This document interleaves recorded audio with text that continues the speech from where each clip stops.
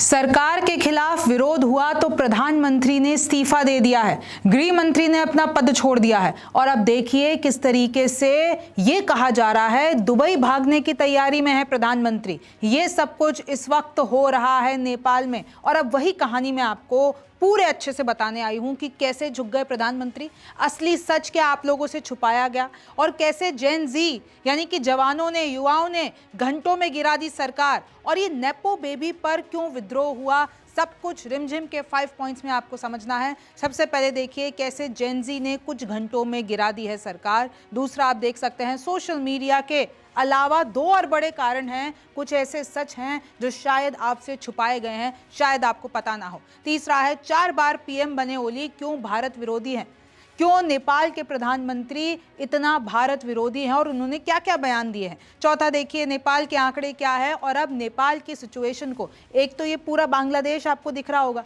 यानी जैसा अभी कुछ वक्त पहले बांग्लादेश में हुआ था वैसा ही अब नेपाल में हो गया। लेकिन नेपाल के आंकड़ों की, नेपाल की सिचुएशन की लोग भारत से कंपेयर क्यों कर रहे हैं ये आपको जानना है। और पांचवा कैसे चीन ने भारत के ज्यादातर पड़ोसियों को एकदम उनके यहां पर तख्ता पलट कर दिया है, अनस्टेबल कर दिया है, वहां पर गृह युद्ध चल रहा है। अब सब कुछ आपको आसान भाषा में रिमझिम के 5 पॉइंट्स में समझना होगा। नमस्ते, मेरा नाम रिमझिम जेठानी है और आप रिमझिम के 5 पॉइंट्स देख रहे हैं। सबसे पहले ये तस्वीरें आप लगातार 2 दिनों से देख रहे होंगे। नेपाल में इस वक्त क्या चल रहा है, नेपाल जल उठ रहा है, हिंसा हो रही है। ये जो आपको भीड़ दिख रही है जेनजी की भीड़ है। सरकार के खिलाफ ये लोग विरोध करते हैं क्योंकि सरकार ने सोशल मीडिया पर बैन लगा दिया था। लेकिन सिर्फ और सिर्फ सोशल मीडिया कारण नहीं है, इनका इतिहास, नेपाल का इतिहास और नेपाल में इतने वक्त तक जो चल रहा था वो भी कारण है। आपको आराम से समझाऊंगी, लेकिन पहले आप ये देखिए, ये तस्वीरें देखिए। भ्रष्टाचार के खिलाफ लड़ाई है और ये जो नेपोटिज्म है, ये जो नेताओं के बच्चे ऐश करते हैं और वैसी ऐश वाली जिंदगी जब वो इंस्टाग्राम पर रील बना के डालते हैं, सोशल मीडिया पर डालते हैं, उससे नेपाल के जवानों को गुस्सा आया।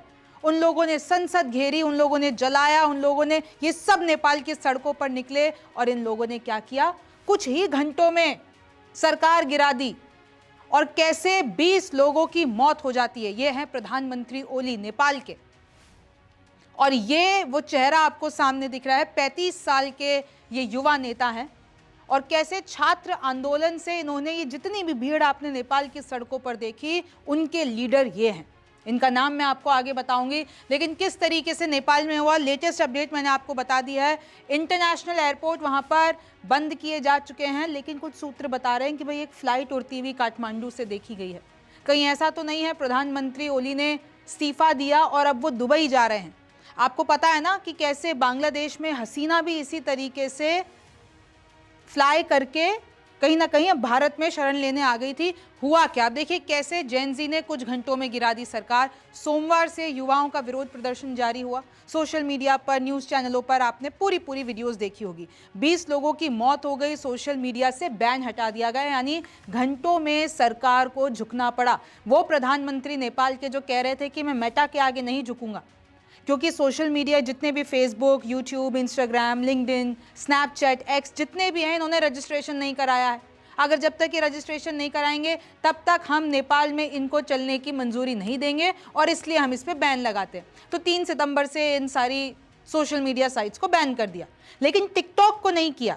सरकार कह रही है टिकटॉक को इसलिए नहीं किया क्योंकि जैसे ही हमने 28 अगस्त को बोला था कि भाई ये सारी सोशल मीडिया जितने भी चैनल्स हैं वो सारे रजिस्ट्रेशन करा दिए, तो टिकटॉक ने करा दिया। लेकिन इसके पीछे चीन का दबाव है, क्योंकि चीन के कितने पक्ष में है प्रधानमंत्री ओली ये आप सब जानते हैं। और इसमें यह भी कहा जा रहा था सरकार की तरफ से कि भाई सोशल मीडिया पर इतनी फेक चीजें फैलती है, अगर ये लोग रजिस्ट्रेशन नहीं कराएंगे तो हम नेपाल में इनको चलने नहीं देंगे और बैन कर दिया। और इसलिए जेन जी किसे कहा जाता है, ये जो 1997 से और 2012 के बीच में जो बच्चे पैदा हुए ना, उनको जेन जी कहा जाता है, जवान कहा जाता है, युवा कहा जाता है, जनरेशन जेड। तो देखिए क्या हुआ, जब ये जेन जी जब पूरा का पूरा सड़कों पर उतरा, युवा सड़कों पर उतरा, तो गृह मंत्री रमेश लेखक, कृषि मंत्री रामनाथ अधिकारी, ये सब ने अपने पदों से इस्तीफा दिया। स्वास्थ्य मंत्री, चाहे नेपाली कांग्रेस के महासचिव गगन थापा हो। और मैं आपको बता दूं ये जो प्रधानमंत्री ओली की पार्टी है और जो नेपाली कांग्रेस है, इनके गठबंधन से सरकार नेपाल में इस वक्त चली आ रही थी। युवा और खेल मंत्री, फिर अब तो प्रधानमंत्री ओली ने भी इस्तीफा दे दिया। नेपाल में गठबंधन सरकार टूटने का खतरा पहले बताया जा रहा था, लेकिन अब तो गिरी गई सरकार।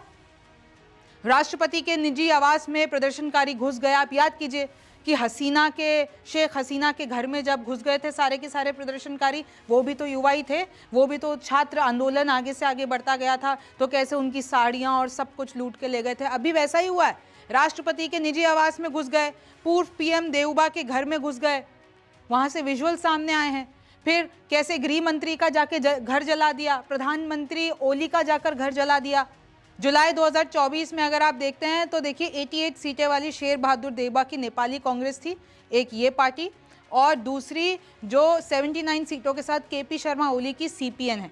ये दोनों मिलकर आपस में गठबंधन सरकार चला रही थी, लेकिन घंटों में जेन जी ने ये पूरा का पूरी सरकार गिरा दी। और अब सोशल मीडिया पे वायरल हो रहे हैं ऐसे डायलॉग की झुकती है सरकार, झुकाने वाले चाहिए। नेपाल कांग्रेस के महासचिव ने ओली का इस्तीफा मांगा था और इसलिए भी देखिए अब ओली ने इस्तीफा दे भी दिया है। सिचुएशन को देखते हुए इस्तीफा दे चुके गृह मंत्री के घर में तोड़फोड़ की गई, पीएम ओली का विरोध शुरू हुआ, युवा उनको हत्यारा बता रहे हैं, तख्ता पलट का पूरा वहां पर अब खेल शुरू हो गया है। युवा जितने भी नेता हैं ये सारे प्रदर्शनकारी कह रहे हैं कि भाई सत्ता अब हमारे हाथों में दे दी, खूब हमने देख ली है, इधर राजशाही बहुत देख ली नेपाल में, अब युवाओं के हाथों में सत्ता सौंपो। सोशल मीडिया के अलावा दो बड़े कारण क्या है भाई, सोशल मीडिया तो बैन किया, वो तो मैंने आपको बता दिया, लेकिन कैसे दो और बड़े कारण हैं। सबसे पहला है नेपोटिज्म। जेन जी को भ्रष्टाचार, महंगाई, बेरोजगारी से निराश किया। वो सब परेशान थे कि ये जितने भी नेताओं के बच्चे हैं ये तो बड़ी ऐशो आराम की जिंदगी जी रहे हैं, और इधर गरीब हम युवा, हम नौकरी के लिए दर दर भटक रहे हैं। तो ये जो नेपोटिज्म है ना, उसके जैसे ही रील्स वायरल होती थी तो उनको बड़ा गुस्सा आता था। चहेतों को कुर्सी पर बिठा दिया जाता है, ना उनके पास कोई स्किल्स है, बस क्योंकि वो फला नेता के बेटे हैं, उनको विरासत में मिला है सब कुछ, तो उनको बिठा दो। नेताओं के बच्चों की विदेशी यात्राएं, अरे नेताओं के बच्चे अपने इंस्टाग्राम पर विदेशी यात्राएं डाल रहे हैं, ऐशो आराम की जिंदगी डाल रहे हैं, ब्रांडेड सामान लेकर डाल रहे हैं, शानो शौकत की पार्टियां सोशल मीडिया पर। तो जैसे ये चर्चा में आई तो जेन जी में और ज्यादा आक्रोश बढ़ा, और कहीं ना कहीं कहा जा रहा है सरकार इसलिए भी सोशल मीडिया पे बैन लगाना चाह रही थी क्योंकि इसके खिलाफ ये जो आंदोलन है ना नेपोटिज्म वाला, वो बढ़ता जा रहा था। फिलीपींस, इंडोनेशिया का नेपो बेबी कैंपेन नेपाल में ट्रेंड करने लगा, क्योंकि फिलीपींस और इंडोनेशिया में भी ऐसे ही चलता है, नेपो बेबी का ट्रेंड चलता है कि वहाँ के लोग देखो, राजशाही आपको पता है ना इन सारी जगहों पर रही है, तो आज तक भी वो जो बच्चे हैं वो ऐशो आराम की जिंदगी अपनी रील्स पे डालते हैं, अपनी इंस्टा पे डालते हैं। सरकार ने बैन किया तो युवा ने अभिव्यक्ति की आज़ादी पर अंकुश माना। युवाओं ने कहा कि ये सारी चीज़ें तो, भ्रष्टाचार तो है ही, बेरोजगारी तो है ही, ऊपर से अभिव्यक्ति की आज़ादी, ये जो सोशल मीडिया पे हम करते हैं। आप सोचिए नेपाल के कितने लोग बाहर रहते हैं, और बाहर क्योंकि वो रहते हैं तो अपने लोगों से कनेक्टेड वो सोशल मीडिया के थ्रू रहते हैं। अब इन्होंने सब बंद कर दिया, व्हाट्सएप, इंस्टाग्राम, फेसबुक से। आप सोचिए आपके जीवन से अगर ये 1 महीने के लिए सब हटा दिए जाएँ, कईयों के तो करियर बर्बाद हो जाएंगे, क्योंकि कईयों के तो करियर सोशल मीडिया से चल रहे हैं। तो इसी तरीके से उनको, युवाओं ने कहा कि हमारी अभिव्यक्ति की आज़ादी हमारे राइट्स के खिलाफ है, तो ये निकल गए सड़कों पर। और फिर सड़कों पर जब आए तो क्या हुआ, सरकार की तरफ से गोलियां बरसाई गई, आंसू गोले छोड़े गए, हवा में फायरिंग की गई, 20 लोगों की मौत हो गई, खून खराबा होता है। फिर उसके बाद ये जितने भी जेन जी, उन्होंने कहा अभी हमारा आंदोलन खत्म नहीं हुआ है, अभी तो हम और आगे बढ़ेंगे, जो हमारे लोगों की जान गई है उसका हम बदला लेंगे। भ्रष्टाचार, अब देखिए दूसरा सबसे बड़ा कारण, 4 साल में 3 बड़े घोटाले हुए लेकिन कोई एक्शन नहीं लिया गया। 2021 में तकरीबन आप देख सकते हैं 55,000 करोड़ की गिरी बंधु भूमि स्वैप घोटाला हुआ। फिर आप इधर देखते हैं 2023 में 13,600 करोड़ का ओरिएंटल कोऑपरेटिव घोटाला हुआ। 2024 में लगभग 70,000 करोड़ रुपए का कोऑपरेटिव घोटाला हुआ। इसके बाद कोई एक्शन नहीं लिया गया। युवाओं में सरकार के प्रति आक्रोश बढ़ता गया। सियासी अस्थिरता भी देख लीजिए नेपाल की, 5 साल में 3 सरकारें आई है। 5 साल में, यहाँ पर 5 साल एक सरकार चलती है ना भारत में, यहाँ पर 5 साल में 3 सरकारें आ गई।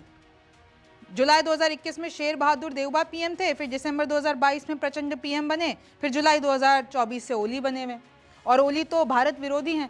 ओली ने तो भारत का दामन छोड़कर, जबकि भारत तो इतनी मदद करता है नेपाल की, लेकिन भारत का दामन छोड़कर, हाथ छोड़कर चीन से हाथ मिला लिया। हमेशा कहा जाता था ना कि भाई नेपाल का कोई भी प्रधानमंत्री बनता है पहली विदेश यात्रा भारत की करता है, लेकिन वो कहाँ चले गए ओली, चीन चले गए। हामी नेपाल संगठन के प्रमुख सुंदन गुरुङ आंदोलन का चेहरा, ये जो शुरुआत में मैंने चेहरा दिखाया था, उनका नाम है सुंदन गुरुङ और वो इस पूरी भीड़ को लीड कर रहे हैं। 3 सितंबर को सोशल मीडिया बैन किया गया। 28 अगस्त को आदेश दिया गया था सरकार की तरफ से उन सोशल मीडिया प्लेटफॉर्म्स को जो कि रजिस्ट्रेशन नहीं करा रहे थे। और वो सोशल मीडिया प्लेटफॉर्म जो, उन्होंने भी सोचा कि भाई नेपाल एक बहुत ही छोटा देश है, तो उसमें वो अपना रजिस्ट्रेशन कराएं, अपना रिप्रेजेंटेटिव रखें, तो उनके लिए बहुत खर्चा था, तो उन्होंने नहीं कराया रजिस्ट्रेशन। 4 बार पीएम बने ओली, क्यों भारत विरोधी हैं? ओली सत्ता में आए तो चीन की ओर झुकाव बढ़ा, जैसे कि मैंने आपको बताया। पहले सरकारों ने कई फैसले अमेरिकी प्रभाव में लिए थे, तो पहले अमेरिका के हिसाब से चलता था, फिर अब चीन के हिसाब से चलने लगा। सोशल मीडिया बैन के बीच सिर्फ टिकटॉक चलता रहा, तो फिर उससे भी संदेशा लगाया गया क्योंकि चीन का दबाव है, इसलिए सरकार ने टिकटॉक बैन नहीं किया। बड़े देशों के दबाव में नेपाल मोहरे जैसा इस्तेमाल होता रहा, पहले अमेरिका के हाथों फिर चीन के हाथों, तो इससे युवाओं को परेशानी थी। ओली पीएम बने तो लिपुलेख दर्रे को नेपाल के नक्शे में दिखा दिया।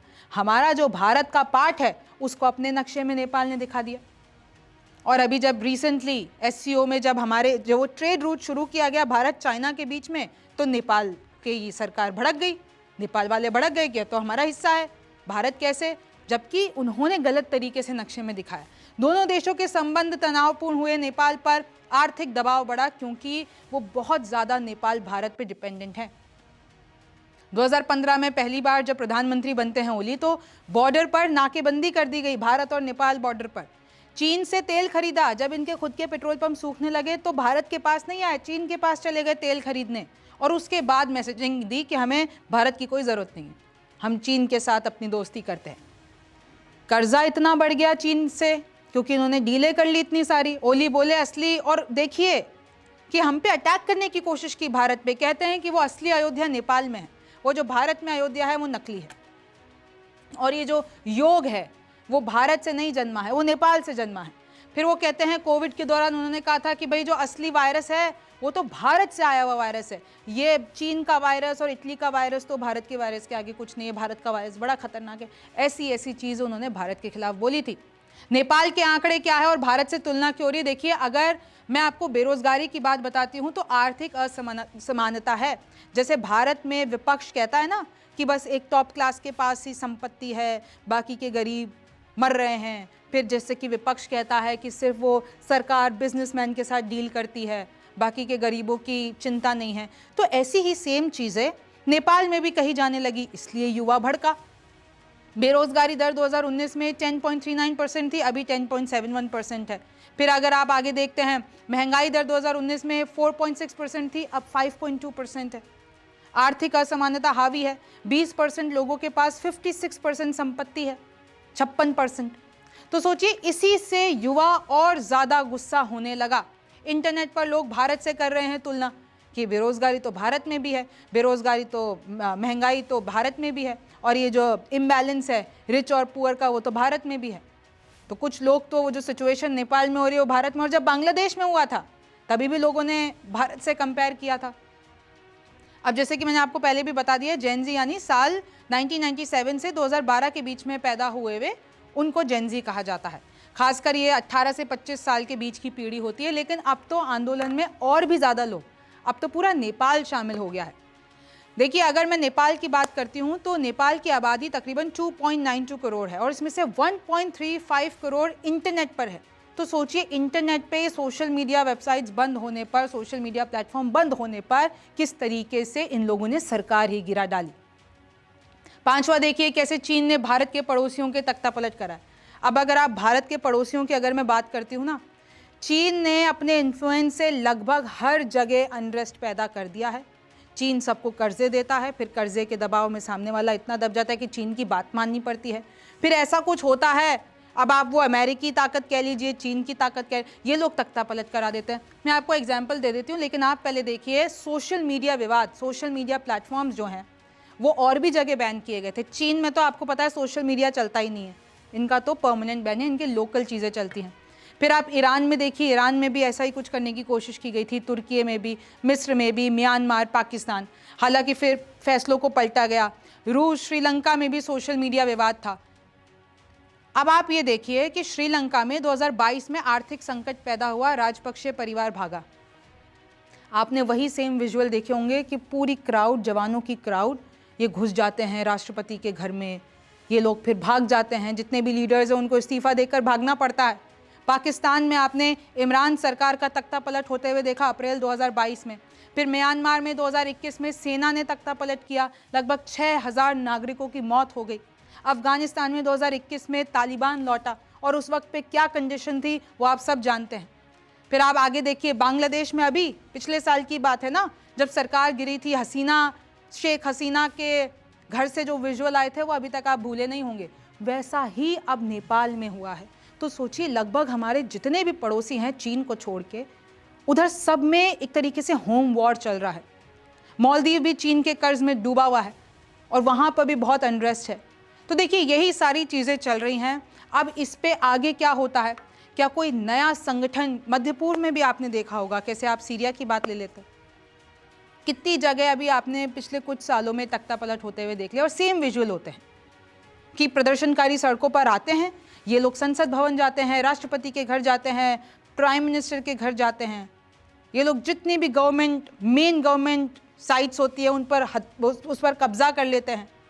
फिर देखिए, किसी ना किसी लीडर को इन सबको इस्तीफा देना पड़ता है और ये लोग कंट्री से भाग जाते हैं। अब इस पे आगे क्या होगा, कोई नया संगठन आता है, इसकी हर पल की अपडेट हम आपको न्यूज़ 24 पर दे रहे हैं। आप रिमझिम के 5 पॉइंट्स देखते रहिए। मेरा नाम रिमझिम जेठानी है, आपसे फिर मुलाकात होगी।